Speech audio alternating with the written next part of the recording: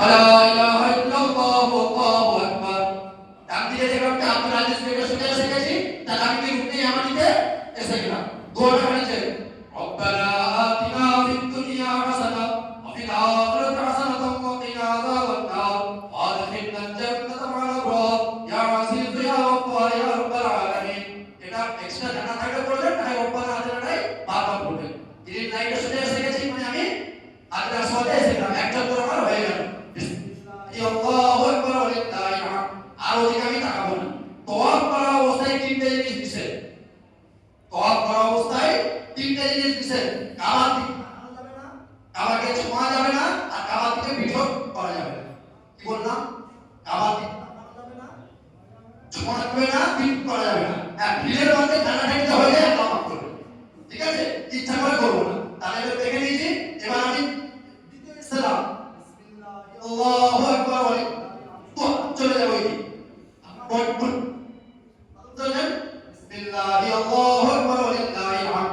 হয়ে গেল আমার দ্বিতীয় তৃতীয় কমন হয়ে গেল।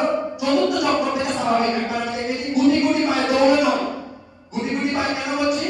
এই যে জায়গায় আপনি তওয়াফ করছেন, সবাই এক লক্ষ আম্বিয়া কেরাম রাসূল নবী যারা এসেছেন সবাই এইখানে তওয়াফ করেছেন। তাদের পা যেখানে পড়েছে আপনার পাও সেখানে পড়ছে। যত বেশি আপনার পা পড়বে তত সওয়াবের অধিকারী হবেন। আর যদি দৌড়ে পা করেন, পা কম পড়বে না বেশি? দৌড়ালে পা বেশি পড়বে না কম? সেই জন্য গুটি গুটি পায় সুবহানাল্লাহ আলহামদুলিল্লাহ ওয়া লা ইলাহা ইল্লাল্লাহ আল্লাহু আকবার সুবহানাল্লাহ আলহামদুলিল্লাহ ওয়া লা ইলাহা ইল্লাল্লাহ আল্লাহু আকবার।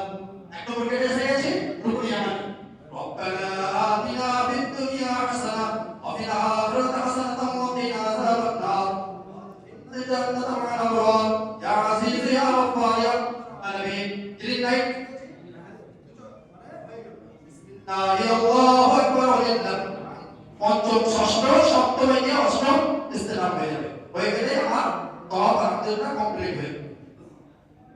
কয়বার আলহামদুলিল্লাহ বললেন? আলহামদুলিল্লাহ। মাদ্রাসার মসজিদে বসে